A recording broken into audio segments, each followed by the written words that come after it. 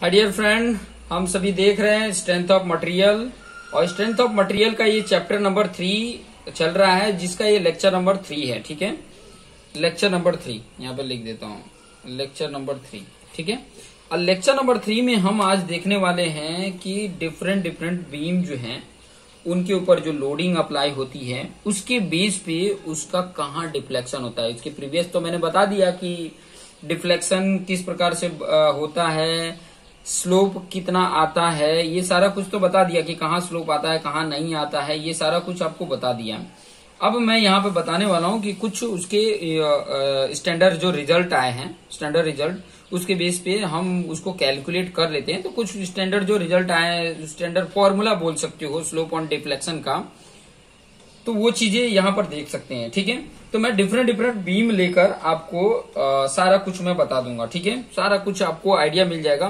कुछ चीजें होती हैं जो हमें याद करनी पड़ती हैं, लर्न करनी पड़ती है, और कोई भी चीजें एक बार देखने से समझ में नहीं आ जाती है। ठीक है, अगर मान लो कि आप स्कूलों में, कॉलेज में अच्छे से नहीं पढ़े हो, तो यहाँ पर आप अगर देख रहे हो तो अचानक से एक बार में ही नहीं आ जाता है। आपको हो सकता है दो बार वीडियो देखनी पड़े, लेकिन दूसरी बार देखोगे तो मुझे ऐसा लगता है कि आपको बहुत अच्छे से आइडिया मिल जाएगा। ठीक है, एक बार चीजें अगर कोई नहीं समझ में आती है तो दूसरी बार देख लें। ठीक है, आपके जो कंफ्यूजन है ना वो बिल्कुल दूर हो जाएंगे।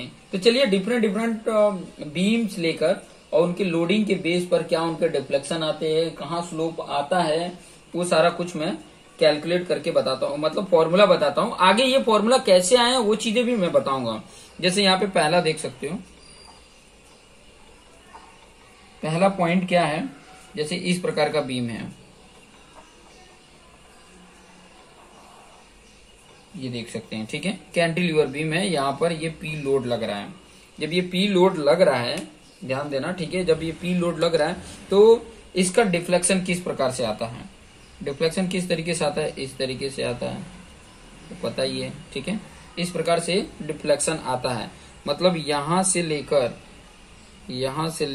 यहां तक का जो ये डिफ्लेक्शन है वो ये डिफ्लेक्शन है। ठीक है, और स्लोप देखेंगे, स्लोप कैसे फाइंड आउट करते हैं। देखो, स्लोप अगर फाइंड आउट करना है तो इस पॉइंट पे अगर स्लोप चाहिए मुझे, तो हम क्या करेंगे, इसका टेंजेंट ड्रॉ कर देंगे। इस पॉइंट पे हम क्या कर देंगे, एक टेंजेंट ड्रॉ कर देंगे। ठीक है, ये देखिए टेंजेंट मैंने ड्रॉ कर दिया, और हॉरिजॉन्टल के साथ, ये हॉरिजॉन्टल है। ठीक है, हॉरिजॉन्टल के साथ ये कितना एंगल बना रहा है। ठीक है, ये एंगल कितना बना रहा है, ये उसका स्लोप हो जाता है। ठीक है, तो स्लोप और डिफ्लेक्शन का यहाँ पे फॉर्मूला मैं यहाँ पे बता देता हूँ कि ताकि आपके दिमाग में अच्छे से आइडिया बन जाए। तो यहाँ पे देखिए स्लोप की वैल्यू होती है पी एल स्क्वायर। देखिए पी क्या है, देखिए एक चीज और इसमें आपको बता दूंगा कि इस बीम से रिलेटेड आपको इसका लेंथ दिया होगा, ये इसका जो स्पान लेंथ है वो एल दिया होगा। ठीक है, इसका यंग्स मॉडुलस दिया होगा कि इसका यंग्स मॉडुलस क्या है, इसका मोमेंट ऑफ इनर्शिया दिया होगा, उसका क्रॉस सेक्शन एरिया दिया हुआ। क्रॉस सेक्शन एरिया मतलब इसका अगर इस तरीके से कट करें तो इस प्रकार का कुछ क्रॉस सेक्शन आता है। ठीक है, इस प्रकार का क्रॉस सेक्शन कुछ आता है। अगर मतलब रेक्टेंगुलर है तो रेक्टेंगुलर, स्क्वायर है तो स्क्वायर, इस प्रकार का क्रॉस सेक्शन आपको देखने को मिलता है।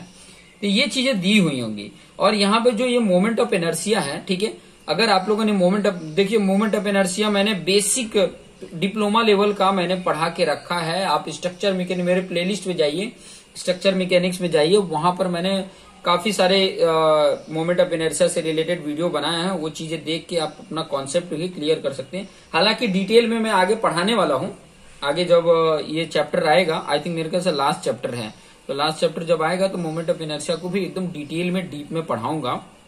बाकी यहाँ पर एक चीज और इम्पोर्टेंट बता रहा हूँ कि ये जो ये मोमेंट ऑफ इनर्शिया आई है वो आई जेड जेड, मतलब जेड एक्सिस के अबाउट में हम ये मोमेंट फाइंड आउट करते हैं। अब ये जेड एक्सिस के अबाउट में कैसे होगा वो चीजें भी मैं आपको आगे बता दूंगा। ठीक है, फिर ये फॉर्मूला लिख लीजिए। स्लोप नहीं अगर आइडिया तो अभी मैं बता देता हूँ ये फॉर्मूला लिखने के बाद। जैसे कि ये थीटा स्लोप है, ठीक है, ये स्लोप कितना आएगा, P L square upon 2EI। ठीक है, ये होता है। और इसका डिफ्लेक्शन की अगर मैं बात करूं, देखिए पी क्या है, उसका लोडिंग, जो भी लोडिंग अप्लाई है। एल क्या है, उसका स्पान, यहां से यहां तक का स्पान, यहां से यहां तक का स्पान है। और ई उसका यंग्स मॉडुलस, आई उसका moment of inertia about Z Z axis. ठीक है, अबाउट जेड जेड एक्सिस होता है, वो कैसे है वो भी मैं बता दूंगा। यहाँ पे डिफ्लेक्शन यहाँ पे देख सकते हैं कि PLQ/3EI होता है। इस प्रकार का कैंटिलीवर है, उसके एंड पे अगर पॉइंट लोड लग रहा है तो उसके स्लोप, ठीक है, ये थीटा स्लोप है और ये डिफ्लेक्शन है, ठीक है। ये चीजें आप देख सकते हैं कि ये उसके हैं। अभी देखो मैं जो बताने वाला था कि कैसे वो अबाउट जेड जेड एक्सिस है, वो थोड़ा सा मैं यहाँ पे बता देता हूँ, फिर बाद में आगे का आइडिया आपको मिल जाएगा। जैसे कि ये बीम को ही लेकर मैं चलता हूँ। ये बीम जो आपने देखा, इस बीम को अगर मैं लेकर बनाऊं इस प्रकार से 3D व्यू में बनाऊं तो आपको आइडिया मिलेगा। जैसे 1 मिनट, दूसरा पेन ले लेते हैं। ये इस प्रकार का है, ठीक है, मैं आपको बना के बता देता हूँ।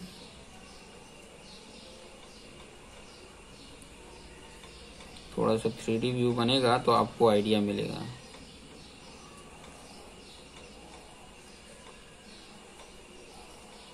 देखिए 3D व्यू मैंने बनाया, ठीक है, और यहाँ पर ये फिक्स है, ठीक है, यहाँ पे इस प्रकार से ये फिक्स है, यहाँ पे ये इस प्रकार से इसमें ये फिक्स है, ठीक है। इसका ये भी बना देता हूँ, ठीक है, ये इस पे फिक्स है।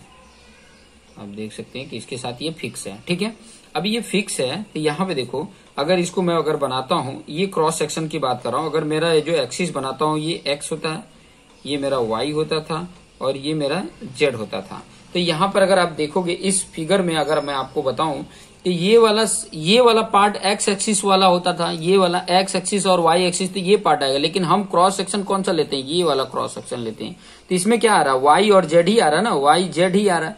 तो वाई जेड का इस प्रकार से यहाँ पे बनेगा। जब उसका बनाएंगे क्रॉस सेक्शन तो इस प्रकार का बनेगा, ठीक है। ये वाई वाली होगी और ये जो होगा एक्सिस वो जेड एक्सिस होगा, ठीक है, और ये जो एक्सिस होगा वो वाई एक्सिस होगा, ठीक है। तो इसके अबाउट में हम इसका मोमेंट ऑफ इनर्शिया निकालते हैं, आई जेड जेड, ठीक है, I Z Z moment of inertia निकालते हैं। और कैसे कैलकुलेट होता है वो चीजें आपको ऑलरेडी आइडिया है, ठीक है। चलिए कुछ दूसरा बीम लेके आपको मैं बता देता हूं उसका स्लोप एंड डिफ्लेक्शन। जैसे ये कैंटिलीवर का पॉइंट लोड था, अभी कैंटिलीवर में बीम ले रहा हूं जिसपे यूडीएल लोड लगा हुआ है, ठीक है। इसका स्पान एल है और ये यूडीएल, ये डब्ल्यू किलो न्यूटन पर मीटर है, ठीक है, किलो न्यूटन पर मीटर ये उसकी यूनिट है। तो इसका स्लोप एंड डिफ्लेक्शन क्या होगा वो चीजें यहां पर बता देता हूं। उसका जो स्लोप होगा और इसका कर्व कैसा बनेगा वो चीजें भी मैं थोड़ा बता देता हूं। इसका कर्व भी इस प्रकार से ही बनेगा, इस प्रकार से कर्व बनेगा। तो ये उसका डिफ्लेक्शन होगा, डिफ्लेक्शन ये होगा। और इसका टेंजेंट जब मैं यहाँ पे ड्रॉ कर दूंगा तो ये हॉरिजॉन्टल के साथ ये कितना एंगल बना रहा है, यहाँ पे देखिए कितना एंगल बना रहा है, वो थीटा हो जाएगा। तो यहाँ पर मैं लिख के बता देता हूँ उसका थीटा कितना होगा और उसका डिफ्लेक्शन कितना होगा, ठीक है। तो उसका स्लोप की अगर मैं बात करूं तो वो स्लोप होता है, ये जो लोडिंग है डब्ल्यू, ठीक है, वो किलो न्यूटन पर मीटर में होगी, यूडीएल है, ठीक है। तो WL3 होता है, WLQ/6EI है, WLQ/6EI, ठीक है। और उसकी अगर डिफ्लेक्शन की बात करेंगे तो WL4/8EI होता है। अभी देखो, अभी तो मैं सिर्फ फॉर्मूला बता रहा हूँ, ठीक है, अभी तो मैं सिर्फ फॉर्मूला बता रहा हूँ, लेकिन ये फॉर्मूला कैसे आया है उसका डेरिवेशंस भी आपको करके बताऊंगा। कौन कौन से मेथड से हम डिराइव करते हैं वो चीजें भी आपको मैं बताऊंगा, कि ताकि आपको अच्छे से आइडिया मिल जाए। हालांकि ये चीजें याद रखेंगे तो बहुत अच्छा रहेगा, क्योंकि हमारे पास जब भी ऑब्जेक्टिव वाले क्वेश्चन करते हैं ना तो वहां पे याद रहेगा तो फटाक से हम कर सकते हैं। हमारे पास टाइमिंग बहुत कम होती है, तो याद रखना भी बहुत इंपॉर्टेंट है। याद रखने के लिए आपको ये सारे अगर याद रहेगा ना तो सब्जेक्टिव में भी आप अपना जुगाड़ लगा के ये आंसर ला के, अगर मान लो 20 मार्क का पूछा है तो 10 मार्क्स तो ला ही सकते हो ना।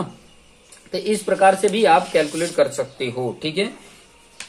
चलिए नेक्स्ट कुछ ले लेते हैं, नेक्स्ट कुछ और एग्जांपल देके मैं आपको समझा दूं कि ताकि आपका कॉन्सेप्ट जो है वो क्लियर हो जाए, आप अच्छे से समझ लें, ठीक है। तो कुछ और जैसे ले लेते हैं, जैसे कि अनदर बीम, जैसे कि सिंपली सपोर्टेड बीम वाला ले लेते हैं। थर्ड फटाफट मैं बता देता हूं। जैसे इस प्रकार का बीम है, ठीक है, यहाँ पर हिंज है और यहाँ पर रोलर है, इस प्रकार का है और सेंटर पे पॉइंट लोड है। ठीक है, सेंटर पे पॉइंट लोड है। तो अगर इस प्रकार का लोडिंग आपको देखने को मिलता है तो इसका मैंने आपको इलास्टिक कर्व बताया है, ये इस प्रकार का बनेगा। ठीक है, यहाँ पर जो थीटा ये ए है, अगर ये बी है तो थीटा ये बी और ये थीटा ए सेम ही होगा और यहाँ पर इसका मैक्सिमम डिफ्लेक्शन डेल होगा। ठीक है, तो यहाँ पर उसका अगर स्लोप की बात करते हैं theta A equal to theta B होगा और ये कितना होगा, अगर पॉइंट पी लोड लगा हुआ है तो इसका कितना होगा वो चीजें मैं बता देता हूँ। यहाँ पर P L square upon 16EI होता है। ठीक है, ये चीजें याद रख लेंगे। ठीक है, ये उसका स्लोप है। ओके, और डिफ्लेक्शन की अगर मैं बात करूं तो डिफ्लेक्शन होता है P L Q upon 48EI। ठीक है, ये चीजें याद रखेंगे। ये उसके डिफ्लेक्शन का फॉर्मूला हो गया। ओके, फिर उसके बाद से फोर्थ नंबर अगर मैं लेता हूं, फोर्थ नंबर मतलब इसी प्रकार का बीम है बट लोडिंग जो है वो यूडीएल है। इसी प्रकार का लोडिंग है, जैसे यहाँ पर हिंज है और यहाँ पर रोलर सपोर्ट है और इसके ऊपर लोडिंग जो है वो यूडीएल है, मतलब ये डब्ल्यू किलो न्यूटन पर मीटर में होता है। ठीक है, और ये पी किलो न्यूटन में होता है या न्यूटन में होगा। ठीक है, ये चीजें ध्यान रखें। तो इसकी अगर कर्व की अगर बात करूं तो इसका कर्व कैसा होगा, अगर इसकी कर्व की बात करें तो इसका कर्व भी इसी प्रकार का होगा, ऐसे कर्व बनेगा। ठीक है, ऐसे कर्व आपको बनेगा। यहाँ पर उसके सेंटर पे मैक्सिमम डिफ्लेक्शन होगा और यहाँ पर कुछ थीटा आएगा, थीटा ए पॉइंट है तो थीटा ए और यहाँ पे बी है तो थीटा बी। ठीक है, ये बी पॉइंट है तो इसकी जो स्लोप की वैल्यू है वो कितना आएगा, theta A equal to theta B होगा। ये तो आपको ऑलरेडी मैं बता चुका हूँ। ठीक है, तो इसकी जो वैल्यू आएगी वो क्या आएगी, W L Q upon 24EI होता है। ठीक है, ये वैल्यू होती है। और इसके डिफ्लेक्शन की अगर मैं बात करूं, इसका डिफ्लेक्शन जो आता है, ठीक है, इसके डिफ्लेक्शन की अगर मैं बात करूं तो डिफ्लेक्शन जो होता है वो 5 अपॉन 384 WL4 अपॉन EI होता है। ठीक है, EI होता है। तो ये 4 पावर है, ये चीजें ध्यान रखिएगा। ये हो गया। ठीक है, कुछ चीजें तो आप देख के भी जब मैं उसका डेरिवेशन बताऊंगा तो कुछ चीजें तो आपको बार बार इसको अगर लिखते रहते हो, समझते रहते हो तो आपको तो याद हो जाती है। कितनी चीजें तो आप बार बार रिपीट करते हो ना तो एकदम दिमाग में बैठ जाता है। ठीक है, अभी मैं आगे बताने वाला हूं कि अगर आपके पास कोई कैंटिलीवर बीम है बट उस पे मोमेंट लगा हुआ है, उसके एंड पे क्या है, मोमेंट है। ठीक है, ये कैंटिलीवर आपके पास बीम है, अब उसके एंड पे लोड नहीं है, इसके एंड पे ये इस प्रकार का मोमेंट है, ये इस प्रकार का मोमेंट है। अब इस प्रकार का मोमेंट मान लो m है। ठीक है, m मोमेंट इस पे लग रहा है। ठीक है, तो m मोमेंट जब लग रहा है तो इसका जो इलास्टिक कर्व आएगा वो इस प्रकार का आएगा, इस प्रकार का आएगा। यहाँ पर कुछ डिफ्लेक्शन ये होगा, डेल होगा। ठीक है, यहाँ पे कुछ डिफ्लेक्शन होगा और इसका स्लोप यहाँ पे अगर फाइंड आउट करोगे, देखो मैं जो स्लोप फाइंड आउट करके बता रहा हूँ वो यहाँ का एंड का बता रहा हूँ। यहाँ पे तो स्लोप 0 होता है, यहाँ पर जो स्लोप उसका होगा थीटा वो यहाँ पर 0 होगा। यहाँ का स्लोप मैं लिखता हूँ। ठीक है, तो इसका भी वही टेक्निक यूज करो। इसका क्या कर दो, इसका टेंजेंट ड्रॉ कर दो, हॉरिजॉन्टल के साथ उसका एंगल बता दो। ये उसका हॉरिजॉन्टल के साथ कितना एंगल बना रहा है, ये थीटा हो जा रहा है, तो ये स्लोप उसका कितना आ जाएगा और ये डिफ्लेक्शन जो डेल है वो कितना आएगा। तो इसका जो स्लोप आता है, ये चीजें बहुत इंपॉर्टेंट है कि ML अपॉन EI होता है। ठीक है, ML अपॉन EI और डिफ्लेक्शन जो होता है वो ML स्क्वायर अपॉन 2EI होता है। तो ये चीजें थोड़ा सा याद रखेंगे तो आपको आइडिया मिल जाएगा। देखिए बहुत सारे हैं, मैं अप्रोक्सीमेट जितने भी टाइप के हैं वो सारे फॉर्मूले पहले लिखा देता हूँ, आगे जाके आपको इसके डेरिवेशंस भी करा देंगे कि ताकि आपके आइडिया मिल जाए, आपके कॉन्सेप्ट क्लियर हो जाए। कॉन्सेप्ट क्लियर रहेगा तो आप सब कुछ कर सकते हो। डिफरेंट डिफरेंट इसीलिए मैं लेकर बता रहा हूँ कि जो आप ढूंढोगे तो भी नहीं मिलेगा। अगर ढूंढने जाओगे ना कि इसकी स्लोप वैल्यू क्या होगी, इसका फॉर्मूला क्या होगा, तो वो चीजें आपके टेक्स्ट बुक में जल्दी नहीं देखने को मिलेगी। इसीलिए मैं बहुत सारे जितने भी डिफरेंट जितने भी फिगर हो सकते हैं, लोडिंग हो सकती है, वो लोडिंग के बेस पे मैं आपको बता रहा हूं कि ताकि आपको आइडिया मिल जाए कि कैसा उसका डिफ्लेक्शन का फॉर्मूला होता है और कैसे उसको कैलकुलेट किया जा सकता है। ठीक है, करते हैं तभी हमें आइडिया मिलता है, नहीं करने वाले को कुछ आइडिया नहीं मिलेगा। ठीक है, जैसे ये 6ठा नंबर का देख सकते हैं, किस प्रकार का बीम है, ये सिंपली सपोर्टेड बीम है। यहाँ पे बता देता हूँ, ये देखिए ये सिंपली सपोर्टेड बीम है। एक तरफ आपका हिंज सपोर्ट है, एक तरफ रोलर है, इसका लेंथ L है। ठीक है, इसका लेंथ L है और यहाँ पर एक मोमेंट आ गया M। ठीक है, एक मोमेंट यहाँ पर M दे दिया गया है। ठीक है, तो उसका जो कर्व देखोगे, इसका जो इसका मोमेंट के कारण इसका जो कर्व आएगा वो इस प्रकार का कुछ आएगा, ऐसे आता है। ठीक है, ये मतलब यहाँ पर ज्यादा होता है। ठीक है, तो यहाँ पर मैक्सिमम होता है, ये डिफ्लेक्शन की बात कर रहे हैं। और ये मान लीजिए ए पॉइंट है और ये बी पॉइंट है, तो यहाँ पर इसका थीटा बी आता है, यहाँ पर इसका थीटा ए आता है। ठीक है, तो यहाँ पर इसका डिफ्लेक्शन देखो, मैक्सिमम जो डिफ्लेक्शन आता है वो चीजें बता रहा हूँ। ठीक है, अब मैक्सिमम डिफ्लेक्शन से पहले मैं स्लोप बता देता हूँ, क्योंकि सब में स्लोप पहले बताते आ रहा हूँ, इसलिए यहाँ पर भी स्लोप बता देता हूँ। जैसे कि थीटा ए और थीटा बी की अगर मैं बात करूं तो यहाँ पर देखोगे कि स्लोप किसका ज्यादा है, ये थीटा बी का स्लोप क्या होगा, ज्यादा होगा। थीटा बी का स्लोप क्या होगा, ज्यादा होगा थीटा ए के कंपैरिजन में, क्योंकि इस तरफ मूवमेंट है, इस तरफ मूवमेंट है, इसकी वजह से थीटा बी की जो स्लोप होगी वो ज्यादा होगी। तो यहाँ पर मैं दोनों का स्लोप लिख देता हूँ यहाँ पे कि थीटा ए कितना आएगा। ठीक है, फॉर्मूला ये है, ये चीजें याद रखेंगे, ML/6 EI होता है। और वहीं थीटा बी के अगर फॉर्मूला यहाँ पर लिखूं तो वो होता है ML/3 EI। ठीक है, ये हो जाता है। ये चीजें ध्यान में रखेंगे, ये स्लोप हो गया और दोनों पॉइंट पे, और डिफ्लेक्शन जो मैक्सिमम डिफ्लेक्शन आ रहा है उसकी बात कर रहे हैं। ठीक है, मैक्सिमम डिफ्लेक्शन जो आ रहा है उसका फॉर्मूला की बात कर रहा हूं, तो वो आएगा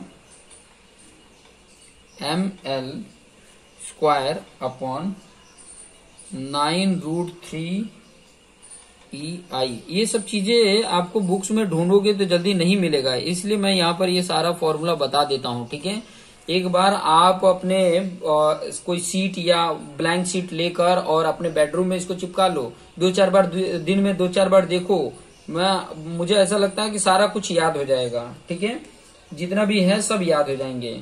ये 7th नंबर का देख सकते हैं, इस प्रकार का अगर कोई बीम आपको देखने को मिल जाता है, जैसे कि यूवीएल लोड लगा हो, ये कैंटिलीवर बीम है। ठीक है,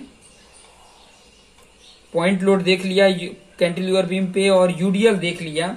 अभी अगर मान लो कि इस प्रकार का आपको यूवीएल लोडिंग देखने को मिल जाए, यूवीएल लोडिंग इस प्रकार का अगर आपको देखने को मिल जाए, स्पान एल है। ठीक है, तो इसका जब भी आप कर्व बनाओगे तो इसका कर्व कैसा आएगा, इस प्रकार का कर्व आएगा, इसका भी कर्व इस प्रकार से आएगा। ठीक है, ये उसका डिफ्लेक्शन होगा। ठीक है, और उसका स्लोप निकालने का तो मैंने टेक्निक आपको बताया, ये टेंजेंट ड्रॉ करो, यहाँ पे उसका स्लोप आ जाता है। तो इसका फॉर्मूला क्या होता है, स्लोप का फॉर्मूला क्या होता है, तो यहाँ पर साइड में मैं बताते जाता हूँ। थीटा इसका जो स्लोप का फॉर्मूला होता है वो होता है, ये देखो यहाँ पर भी जो ये है W किलो न्यूटन पर मीटर के हिसाब से इसकी लोडिंग होती है, तो इसका स्लोप जो होगा वो आएगा WL/24 EI होता है। और स्लोप यहाँ का बता रहा हूँ। ठीक है, स्लोप यहाँ का बता रहा हूँ। फिर उसके बाद से डिफ्लेक्शन की अगर मैं बात करूँ तो वो होता है WL/4/30 EI होता है। तो ये चीजें आपने याद रखनी है। सारा जितना भी इम्पोर्टेंट पॉइंट है वो सब कुछ मैं इसीलिए बताते जा रहा हूँ कि आपको आइडिया मिल जाए। नेक्स्ट आप देख सकते हो, नेक्स्ट बीम आप देखो, इस प्रकार का अगर है, सिंपली सपोर्टेड बीम है और इसके ऊपर भी जो आपका लोडिंग है वो यूवीएल है। ठीक है, इस प्रकार का है, लोडिंग इस प्रकार का है, ये लोडिंग आप देख सकते हो। ठीक है, इसका भी, अब इसका जो आएगा वो इस प्रकार का आएगा, यहाँ पे बता देता हूँ। इसकी लोडिंग भी वही W है। ठीक है, किलो न्यूटन पर मीटर वाला लोडिंग है। तो यहाँ पर भी आप देख सकते हो कि इसका जो और स्पान एल ही है, ठीक है, सबका स्पान एल ही है। तो ये इस प्रकार का उसका कर्व देखने को मिलेगा जो सेंटर पे ही मैक्सिमम डिफ्लेक्शन होगा, ठीक है। और ये उसका थीटा ए होगा, यहाँ पे थीटा, दोनों थीटा सेम ही होंगे। यहाँ पर इस कंडीशन में होगा तो दोनों थीटा क्या होगा, सेम होगा। हालांकि देखो मैं डिफरेंट कंडीशन में ना जब आपको डेरिवेशन करके बताऊंगा तो आपको बहुत सारे आइडियाज मिलेंगे कि किस प्रकार से अगर ऐसे कंडीशन अगर लोडिंग लगे हो तो उनके स्लोप कैसे फाइंड आउट कर सकते हो, ठीक है। ये चीजें तो थोड़ा आपको फॉर्मूला याद हो जाएंगे, मैक्सिमम ऐसे रिलेटेड क्वेश्चन पूछे जाते हैं तो ये चीजें तो आपको आइडिया मिल जाएगी। लेकिन अगर डिफरेंट लोडिंग कर दिया, कुछ लोडिंग चेंज कर दिया, तो वहां पर हमें फॉर्मूला नहीं पता होता है, वहीं पे हम फंस जाते हैं। तो उसके लिए डेरिवेशंस बहुत काम आते हैं, ठीक है। खास करके अगर सब्जेक्टिव क्वेश्चंस जब उसके कन्वेंशनल पेपर दोगे ईएससी का, तो वहां पर आपको उसके डेरिवेशंस पता होने चाहिए। डेरिवेशंस करने आ रहा है तो आप आसानी से उसके वहां का स्लोप और वहां का डिफ्लेक्शन आप बता सकते हो। स्लोप है तो स्लोप बता सकते हो, डिफ्लेक्शन है तो डिफ्लेक्शन आप बता सकते हो। तो इसका जो थीटा है, इसकी अगर थीटा की बात करूं यहाँ पर, तो थीटा कितना होगा, थीटा जो है वो 5WL Q अपॉन 192 EI है। ये क्वेश्चन जो है ना, ये वाला जो क्वेश्चन है, ये क्वेश्चन एसएससी जेई में भी पूछा था, ठीक है। एसएससी जेई में ये क्वेश्चन पूछा था, WL4 अपॉन 120 EI। तो ये सब चीजें जितना भी पॉइंट बता रहा हूं ना, ये पॉइंट अगर आप याद रखोगे तो आपके बहुत काम आएगा, ठीक है। कुछ और देख सकते हैं, मैं फटाफट ट्राई कर रहा हूँ कि फटाफट आपको जल्दी से जल्दी सभी जितने भी टाइप के लोडिंग, जैसे इस प्रकार का है, ठीक है। ये सिंपली सपोर्टेड बीम है, सिंपली सपोर्टेड, एक तरफ हिंज है एक तरफ है, और इसकी लोडिंग जो है ना यहाँ पर लगा दी है। ये पी की लोडिंग सेंटर पॉइंट लोड है, कॉन्सेंट्रिक लोड है। ये इसका टोटल तो एल है, ये इसका ए है और ये इसका बी है, ठीक है। यहां से यहां तक ए है, यहां से यहां तक बी है, ठीक है, स्पान लेंथ। ये टोटल स्पान लेंथ एल है, ठीक है। अगर टोटल लेंथ की बात करें तो एल है, टोटल एल है। तो अगर इस प्रकार का आपको देखने को मिलता है तो इसका किस प्रकार से आप इस प्रकार से आपको देखने को मिलेगा, इस प्रकार से, ठीक है। यहाँ पर थीटा बी आएगा, ये अगर मान लो बी है और ये ए है, यहाँ पे थीटा ए आएगा। और यहाँ पर ये देखो इसका मैक्सिमम डिफ्लेक्शन कहीं और आएगा, यहाँ का डिफ्लेक्शन डेल्टा लिख दिया है, ठीक है। जो जहाँ पे पॉइंट लोड लगा है वहां का डिफ्लेक्शन बता दिया है। तो देखिए यहाँ पर अगर मैं स्लोप की बात करूं, देखो थीटा ए अलग अलग होगा, ठीक है। थीटा ए की अगर मैं बात करता हूं तो इसकी वैल्यू कितनी आती है, आप याद रखेंगे तो बहुत इंपॉर्टेंट है, P B L square minus B square होता है, ठीक है। एल मतलब टोटल स्पान और बी मतलब यहां से यहां तक का लोडिंग अपॉन 6EI, ठीक है। और थीटा, वही थीटा बी की बात करूं तो थीटा बी जो आएगा वो P A B 2L minus B upon 6LEI आता है। यहां पर भी L आता है, ठीक है। ये चीजें 6LEI आता है, ठीक है। ये चीजें ध्यान में रखेंगे। अगर मैं जस्ट लोडिंग के यहाँ का जो ये डिफ्लेक्शन की बात करूं, ये डिफ्लेक्शन की, तो वो वैल्यू आती है P A square B square upon 3EI होता है, ठीक है। जस्ट इसके ऊपर अगर इसके मैक्सिमम की बात करें, ठीक है, इसकी मैक्सिमम की अगर मैं बात करूं, जो मैक्सिमम है ये सिग्मा डेल्टा मैक्सिमम की अगर बात करें तो ये आता है P B L square minus B square पे 3/2 पावर अपॉन 9√3LEI। ये फॉर्मूला होता है, ठीक है। ये फॉर्मूला बन जाता है। और यहाँ पे ये पॉइंट लोड के बेस पे मैक्सिमम, ये याद रखो तो अच्छा रहेगा, ठीक है। तो ये चीजें आप देख सकते हो। मिड स्पान पे भी इसके फॉर्मूले आते हैं। मिड स्पान पे यहाँ पे लिख देता हूँ, मिड स्पान पे अगर उसके मिड जहाँ पे इसका सेंटर है, ठीक है, मिड स्पान पे अगर उसका डिफ्लेक्शन की बात कर रहा है, ठीक है, ये मिड स्पान लिख सकते हैं, डिफ्लेक्शन की बात कर रहा है तो वो आता है पी बी अपॉन 48EI, यहाँ पे 3L square minus 4B square होता है। ये चीजें इसका फॉर्मूला है। तो ये सब चीजें भी याद रख सकते हैं। सिर्फ इतना याद रखोगे तो भी ये वाला फॉर्मूला आई थिंक मेरे ख्याल से क्वेश्चन जो पूछता है वो पॉइंट लोड के नीचे का डिफ्लेक्शन ही पूछता है, तो ये याद रखो और ये इनके स्लोप को याद रखो तो भी बहुत है। ठीक है, ये चीजें याद रखेंगे। नेक्स्ट क्वेश्चन, कुछ और लेकर देख लेते, कुछ और बीम जो डिफरेंट हैं उनके भी फॉर्मूले मैं बता देता हूँ। ये इसलिए बता रहा हूँ ना क्योंकि आप ढूंढोगे ना बुक में तो नहीं मिलेंगे, इस प्रकार के लोडिंग के फॉर्मूले नहीं मिलेंगे। हाँ, अगर आपको डेरिवेशंस आता है तो आप कहीं का भी किसी प्रकार का भी लोडिंग हो, किसी प्रकार का भी बीम हो, तो उसके आप डिफ्लेक्शन कैलकुलेट करना फटाक से निकाल सकते हो। ठीक है, निकाल सकते हैं। चलिए 9th हो गया था, अभी 10th नंबर देख लेते हैं। टोटल 14 है मेरे पास, तो मैं यहाँ पर 10th नंबर बता रहा हूँ। जैसे इस प्रकार का अगर है, ये सिंपली सपोर्टेड है और यहाँ पर ये रोलर है। ठीक है, और इसके बीच में कहीं इस प्रकार का मोमेंट है। ठीक है, अगर बीच में कहीं मोमेंट है तो अगर मोमेंट इस प्रकार का बीच में कहीं आ जाता है, बीच में अगर इस प्रकार का कहीं मोमेंट आ जाता है तो इसका अगर मान लीजिए बी पॉइंट पे, यहाँ पर ये बी पॉइंट है, ये ए पॉइंट है, ये सी पॉइंट है, तो इसका जब कर्वेचर देखोगे तो इस प्रकार का आएगा, ऐसे आएगा और ऐसे आएगा। ठीक है, तो ये यहाँ का जो ये स्लोप होगा ना वही यहाँ पर ये स्लोप होगा। ठीक है, ये मान लो ये थीटा ए है, ये थीटा बी है। ठीक है, तो ये चीजें देख सकते हो कि ये अगर इस पे बीच में सेंटर पे अगर मोमेंट है ना तो ये थीटा ए थीटा बी दोनों इक्वल होंगे। Theta A equal to theta B ये इक्वल होगा। और ये कितना आएगा वो चीजें भी मैं बता देता हूँ। M L total span L हो अगर अपॉन 24 ई आई आ जाता है। ठीक है, और ये जो फाई है यहाँ पर जो स्लोप आता है वो कितना आता है वो चीजें भी यहाँ पे बता देता हूँ कि एम एल अपॉन 12 ई आई आ जाता है। ठीक है, ये इस प्रकार से आप उसके कैलकुलेट कर सकते हो। ठीक है, ये चीजें आप वहां से कैलकुलेट कर सकते हैं।